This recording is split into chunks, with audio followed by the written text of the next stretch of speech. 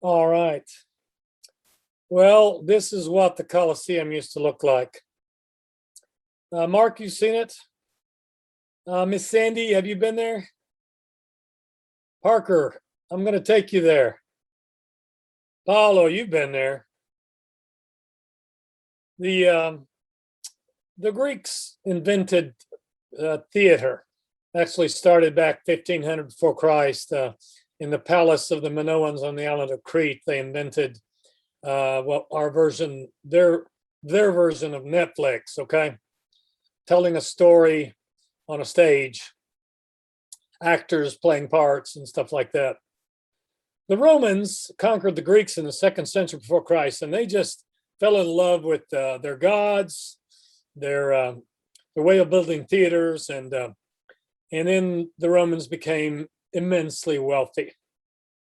There has never been in the history of mankind a time when more people were enslaved than a time when Jesus and Paul were born. More human beings were slaves of Rome than any other time in human history. In most cities like Rome, Alexandria, Corinth, Ephesus, 1 out of 2 people on the sidewalk was a slave. You became a slave in 3 ways. War had been systematically over the last 3 or 4 centuries the major source for new slaves. But then there was birth, of course. Then there was debt. But war was the main one. The Romans had arisen from nowhere, from humble farming community in the turn of the 500s before Christ. And by the time of the birth of Christ, 5 centuries later, they owned the entire Mediterranean world. They had conquered all of Italy, conquered all of the Mediterranean Sea, and they were like they had a credit card with no debt no limit. They had, every time the Roman legions defeated another people somewhere in the Mediterranean world, 10,000 slaves would be coming in. Those were warriors that had survived the battle. Behind each of the Roman legions that fought for Rome and the glory of Rome, there was a legion of slave traders and other kinds of economic advisors. And it was like a business. And making slaves was a business. And the number of slaves that Rome will need to keep their economy going will become about 100,000 a year. And most of those will come from legions conquering other areas of the world.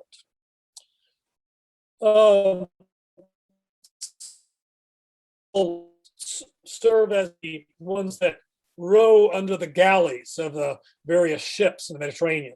When Paul sails on 3 major grain ships from Egypt or other places, most probably who's underneath in the belly of the galley, Roman galleys, is grain ships, is probably slaves. The average lifespan of a slave is about 3 years on their galley, about the same amount that they are if they are instead as warriors repurposed to serve in the entertainment industry of Rome.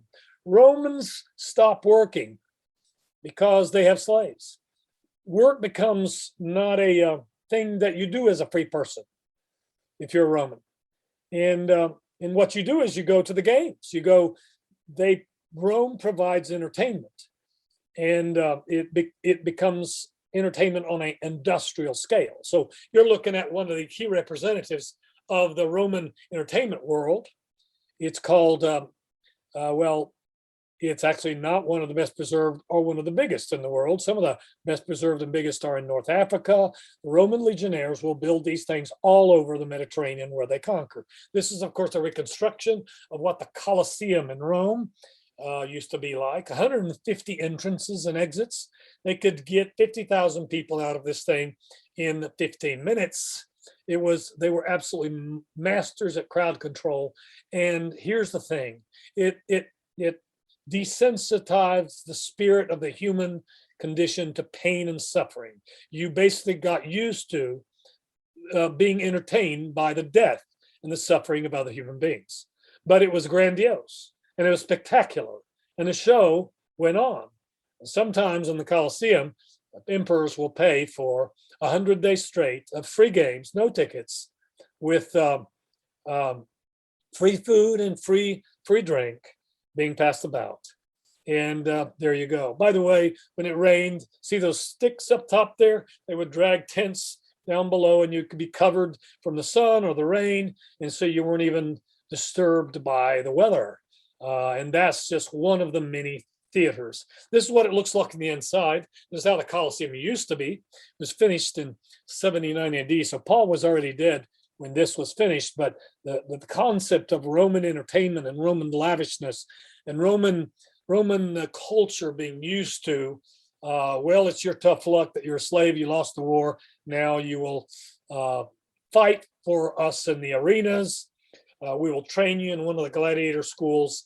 By the way, the average, we know because of the cemeteries of Roman gladiators, number of fights they survived was about 20-21, which is the age that they died out to, of either death in the sands of the Colosseum or in the entertainment centers of Rome, or by infections because they did not have antibiotics and any others like that, things like that. So, welcome to Rome. Why, God, did you have your son born when the Romans were in charge of the world? Well, here's the immediate answer I would give. When Jesus says to the apostles, go into all the world, go to the ends of the earth, the only way that that's going to happen is because of the social mobility and the travel that's afforded, because the entire Mediterranean world is now operated by the powers that be, the Romans. Now, the dark side of the Romans being in charge of the world is they're brutal. They are they're brutal in their entertainment, not only in their moral practices of prostitution houses in downtown Rome, Pompeii, emperors going from one prostitution house to the other. See the Emperor Nero, that's the emperor that's going to be judging Paul and condemning him to death. But also the brutality that's afforded by their entertainment centers. Welcome to Rome. It's both marvelous, running water, great entertainment centers, roads, you name it, the best times to be alive in and the worst times to be alive in. Reminds of Charles Dickens, right? It was the best of times, it was the worst of times. The fullness of time, when Paul and the apostles were charged with taking the gospel to the world, was, morally speaking, terrible.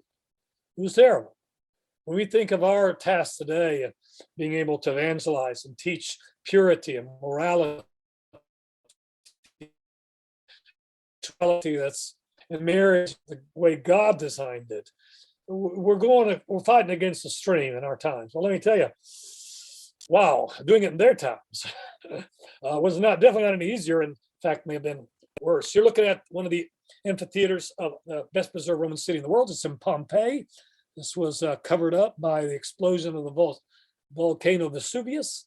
That happened in 79 AD. About the time that they opened the Colosseum in Rome is when, in August of the year 79, the Vesuvius exploded and buried a resort town of Imperial Rome. Paul was already dead by then, 79, but this is a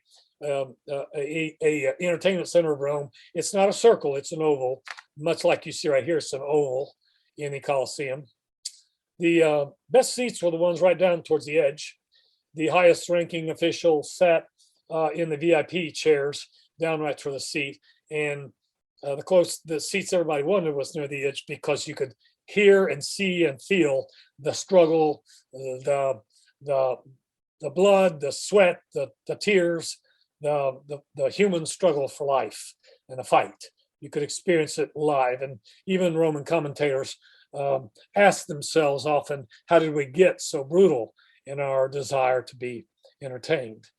Those who train as gladiators are fighters that lost somewhere in some province to the Romans, and they are repurposed to provide entertainment. There are very few of them that retire. Any comments or questions, be sure to stop me. Now you're back in Jerusalem. So I went from Rome and the Colosseum to Pompeii, best preserved. Now you're in Jerusalem. That's the temple right there at the top part of the image. Right down there is a hippodrome.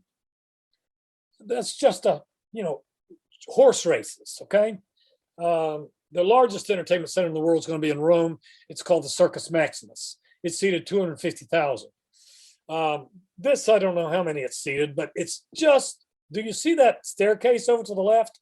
That's Jews coming out of the temple, and priests even coming out of the temple and rushing for the 3 o'clock horse races in the Roman hippodrome.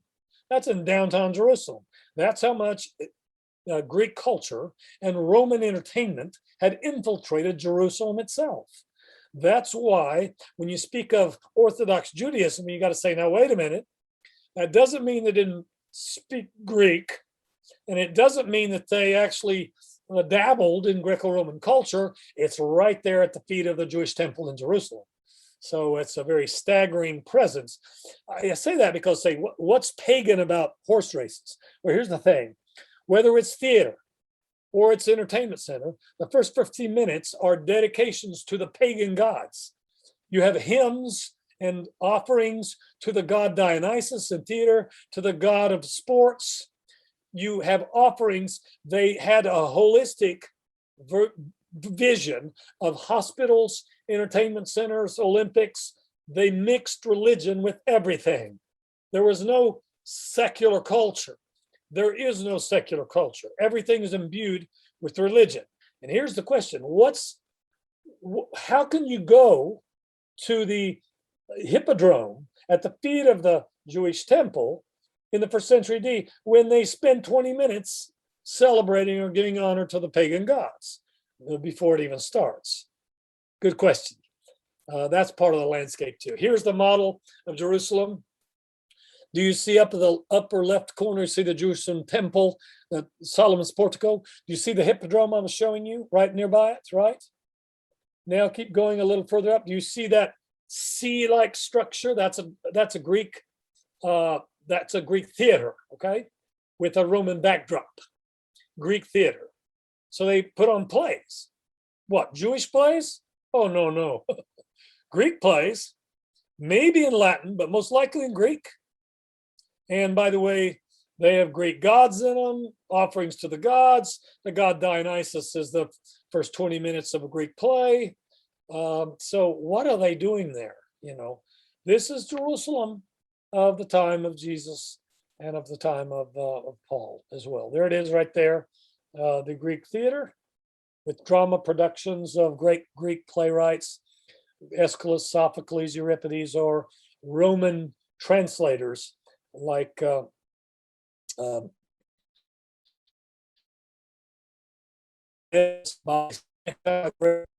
Roman Stoic philosopher translated the great tragedy of Oedipus into Latin, for those who would understand that. And that's in downtown Jerusalem. There is a Greek, that's the Theater Marcellus, which is I think, a model of the Theater Marcellus, which is in downtown Rome at that point.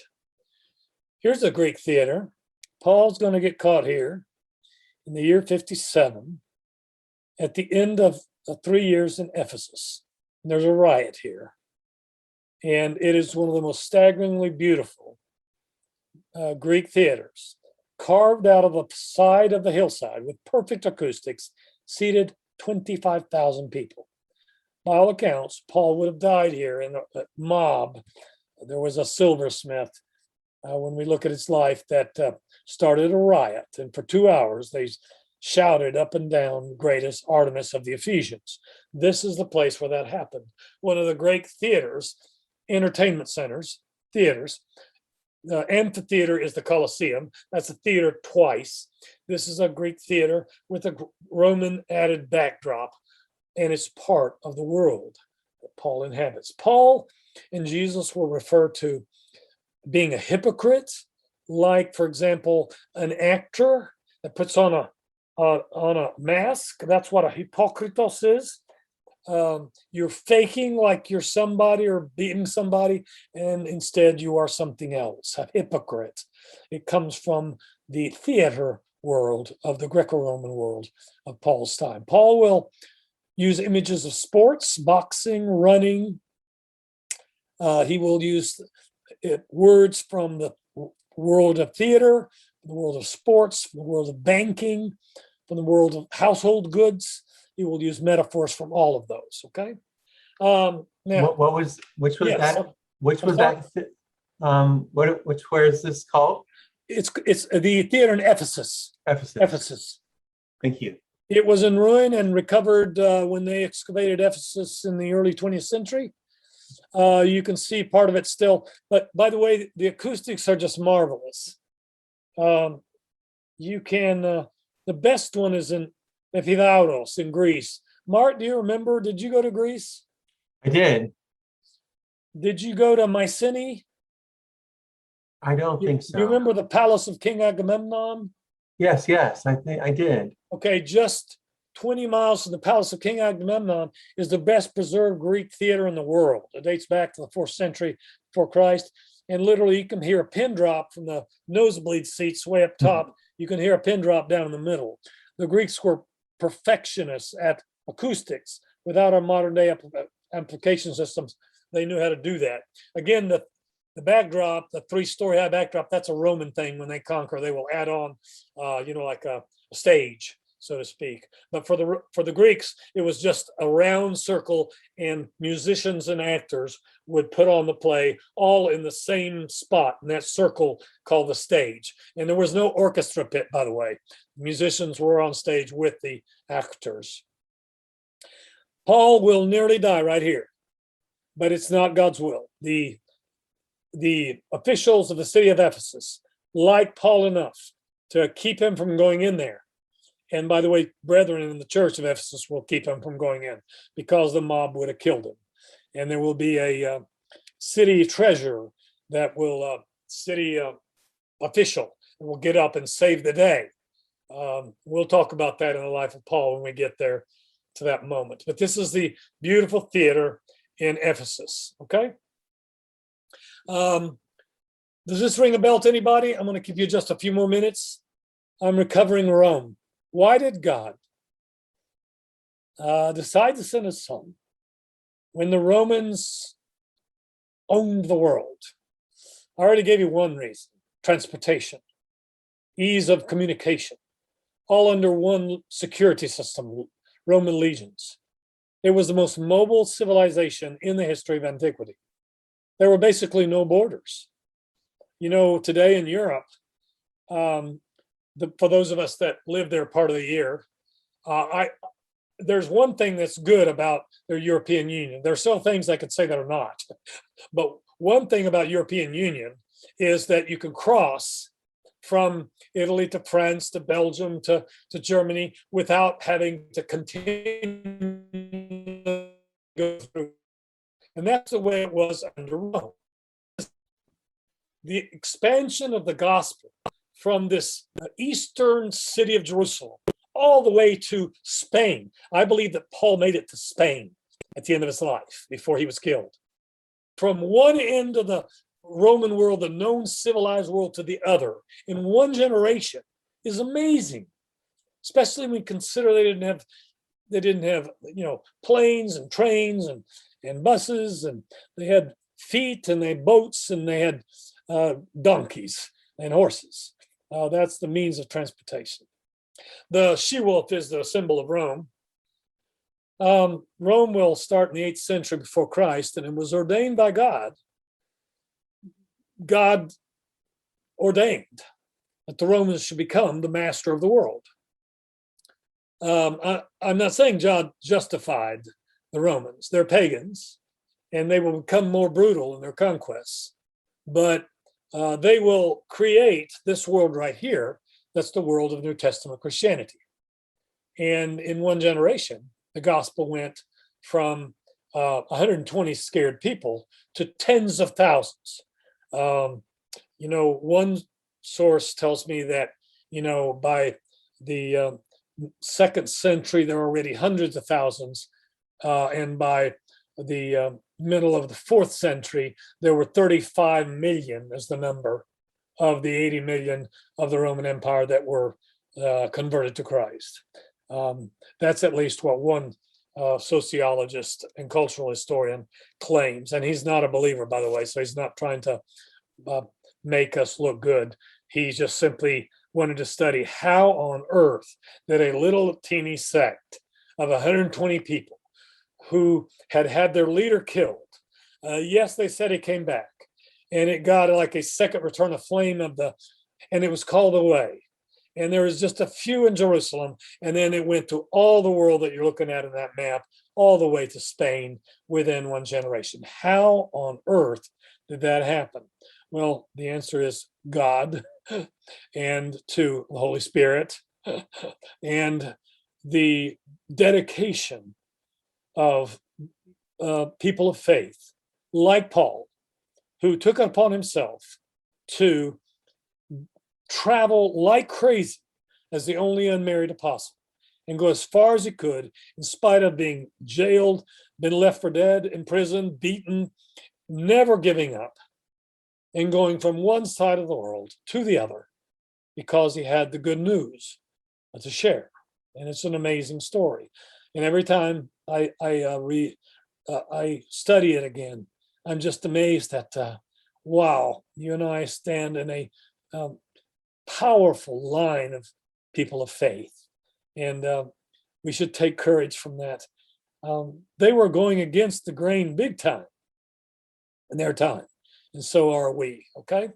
Now, when Paul is born, when Jesus, the Son of God, is born, the Romans had just changed their mind about how to do politics. For the first 5 centuries of their existence independently, they had been a republic. But about 30 before Christ, there was a major battle between Roman legions and Roman legions.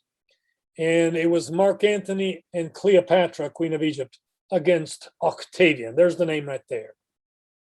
God, in his manifold wisdom, had his son be born somewhere around, I'm giving you a date, -3 before Christ. We've made some mistakes in dating through the Middle Ages. So I put it at -3. There is no 0 in Roman numerology anyway, so -3. Octavian had been in charge of the world, one man owning the whole world for about 27 years. He will rule for 44 years and then pass the scepter of power onto his son. His son is Tiberius, the next name on your list. The Son of God was born during the reign of the first emperor of Rome, Octavian Augustus Caesar. Augustus Caesar are titles. His family name is Octavian. And he was princeps, prince, our origin for the word prince, many titles. He will rule without question for 44 years as the most powerful man in the world. Substituted by his son when he dies in AD 14. In charge of the world when Jesus fell across somewhere in the year 30 AD. Okay. Again, I anticipate the crucifixion by about 3 years. He dies, by the way, Tiberius, about 7 years after Jesus is crucified and resurrects, ascends him to heaven. There are some other emperors in that first few decades of early Christianity, emperors that affect the life of Paul. Caligula only lasts for about 4 years. He's crazy. So he matters much, not at all, to the story of Paul. But Claudius matters a lot. Claudius takes over in Rome as the most powerful man.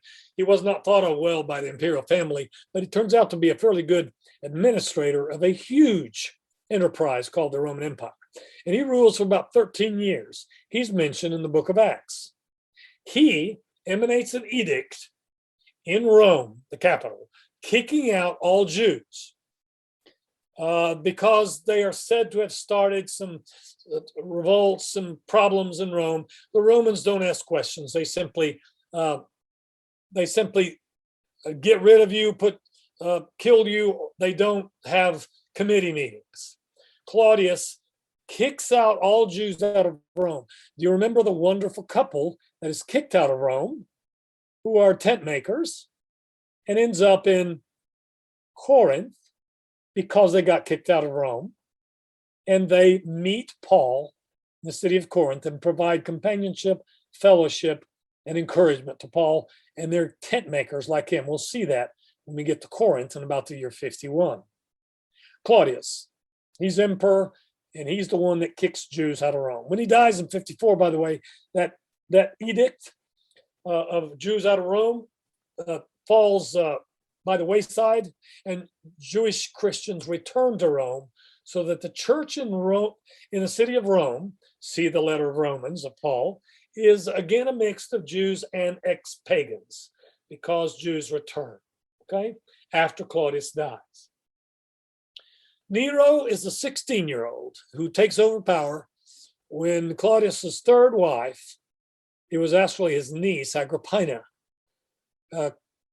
kills him by a poison mushroom because she wanted her son to be the next emperor, and Claudius was about to appoint Britannicus, a son he had had by a previous wife, as the next emperor, so she killed Claudius off.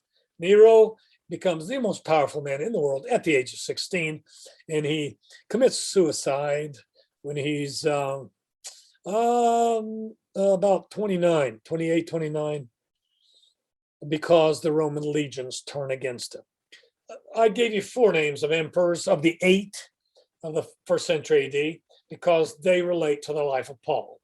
Paul was born during the reign of Octavian. Paul goes to school in Jerusalem when Tiberius is the man in charge of the world. Paul is traveling significantly in the Greco-Roman world when Claudius is in charge of the world. And Paul is caught up twice in Rome under Nero. First time he's released, second time he's executed. So that's a quick rundown of what these major political figures will have to do with the life of Paul. Okay, all right. Let me list these things that I referenced. What is so great about the Romans? Well, they provide communications. See, please, roads is a major thing. All roads lead to Rome, right? That is actually true. Romans are great at advertising themselves, aggrandizing themselves, everything to the glory of Rome, but they also are great builders. They build roads that crisscross the Mediterranean world from the Black Sea all the way to Spain. And you can march an army on it, or you can march commercially on it. And that's the great thing. That Latin term that you see at the top there of the unique contributions to the Romans, Pax Romana, means Roman peace. The first emperor of Rome, Octavian, had commissioned a room in downtown Rome. You still find it. It's a room that has sculpted all his relatives and ancestors as if he were Ara Pacis is called, which means the altar to peace, or the altar of peace. Ever go visit it? What he was saying, the emperor of Rome, Octavian, was, I brought peace to Rome, which was true in this sense, political peace. When Rome, in the years before he took over power, had been a bloodbath of assassinations and people attempting to take power. For 60 years, had been a bloodbath in downtown Rome. When he defeated Mark Antony and became the ruler of the world and of Rome, he brought peace. I bring you peace. And he built a room to commemorate it. And that was true. And then at the same time, God sent his son way over in the eastern part of the empire, who will have the title of Prince of Peace. But we're talking 2 kinds of peace. One's political, and the other one's spiritual, with God. And what is the contrast? The powerful Roman general becomes owner of the world, and he says, I give you peace. He did, actually. You can travel now from the Iberian Peninsula, Spain, all the way to India, and Roman legions provide security on all the roads and all the ships. It's true. But that's not what we need the most. It's not what humanity needed the most. What the humanity needed the most was spiritual peace with God. So Pax Romana is something that the apostles and others will be enjoying as they travel. Roman peace, security provided by Roman legions. Just a second. I didn't realize my dog is in here. Do you hear that scratching in your microphone? Okay, my dog, there she is right over there. I'm sorry, I have to tell you what's going on here. My dog Bella is trying to dig a hole in my carpet, and I can't let her do that. So, excuse me a second. Bella, what are you doing? Okay, go. All right. So Bella is not getting a certificate in Life of Paul, so she doesn't get to stay in here. Forgive the interruption. What are the other contributions of Rome? Roman citizenship. Civis Romanus sum. To be able to say those three words like the Apostle Paul will is a remarkable benefit to the expansion of the gospel in the world that he's going to travel in. Roman citizenship. You see, that is a new thing. It had just happened a few decades before Paul was born. The roads that you travel on, the rights as a Roman citizen, the freedom of religion, religio licita, of Judaism, and therefore also Christianity. Christianity is going to be born under the umbrella of Judaism, and it's going to benefit from the freedoms that Judaism has in the Roman Empire to evangelize. And of course, the lingua franca, that's the term for the Greek language. So the New Testament is born in Aramaic. That's what Jesus spoke in the Sermon on the Mount in 3 years that he delivered the message of salvation to the Jews. And then the message of salvation had to transition from Aramaic and from Hebrew into the language of the world, which is Greek. And Greek is being spoken not just by the Greeks, but the Romans are training their own children. They're having Greek teachers, Greek slaves in their homes, learning the Greek language. Greek will be the language of the message of salvation. Any comments, any questions here? All right. I think I'll stop here because it seems a good point. You've been so kind. And I have monopolized this whole 2 hours and 40 minutes. Let me apologize. I like this stuff. It just explains a lot of things to me. I hope you can tell I'm passionate about it, and you'll forgive me for droning on. But what I'd like you to do is take information and make Paul and the gospel come alive. When you teach it, when you preach it, when you share it with a teenage class. I get to teach a teenage class this Wednesday night. God help me, I'm an old man teaching a teenage class. I can deal with undergrads barely. A teenage class, wow, that scared me to death. But I want them to become passionate about our story, And Paul's story is our story. And the more we know about the world in which God decided to have his son born and Paul be born, the more we can make it come alive. So thank you for your patience. Any comments and questions you have? Anything you want to say before we close out tonight?